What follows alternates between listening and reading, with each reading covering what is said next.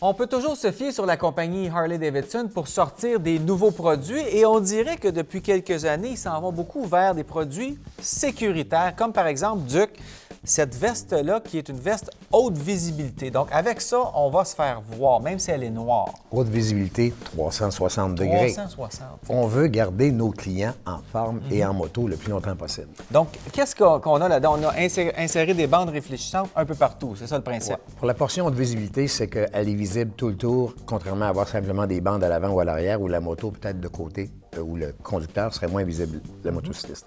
La méthode ou la façon d'insérer à l'intérieur les bandes, qui sont moins visibles le jour que les bandes de type réflecteur habituel 3M, ils sont auto-réfléchissantes, mais ils sont comme un peu cachés au niveau de la première apparence. Est-ce que je me trompe ou aussi on commence à adopter beaucoup les vêtements comme ça, textiles, plutôt que le cuir, où avant, en Harley, il fallait être en cuir? Le problème de l'espace lorsqu'on voyage, c'est combien de vêtements peut-on transporter en plus des habits de pluie? C'est un vêtement qui est imperméable et qui aussi est ventilé. Donc, techniquement, c'est le seul manteau qu'on pourrait avoir.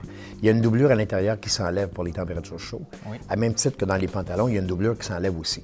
Donc, ça pourrait devenir l'habit de la moto ou la tunique ou l'ensemble qu'on utilise, quelle que soit la température. Donc, on peut partir de chez soi, il fait beau, comme souvent en randonnée, tu pars, il fait beau, tu te fais attraper par la pluie, tu reviens tard, il fait un peu plus frais.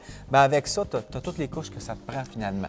Et aussi, il y a les protections qui sont intégrées, ce qui est très important parce qu'avant, on dirait que c'était plus le look, mais maintenant, on a la chance d'avoir et le look et les protections intégrées. Et ils sont aussi démontables. Si jamais on préférait ne pas avoir les protections, on peut les enlever, mais ça prend encore là quelqu'un qui a déjà eu l'expérience de glisser sur de l'asphalte pour réaliser que les points d'appui, coude, épaule et tout ça sont absolument nécessaires. C'est des vêtements de plus en plus conçus pour qu'on puisse, à partir d'une seule pièce de vêtement, voyager, s'entraîner tout l'ensemble. L'espace dans les bagages, on dirait que ça rapetisse en voyageant pour l'espace rapetisse à mesure que le voyage avance. Oui, on avance des choses. Bien, merci, Duc. Plaisir.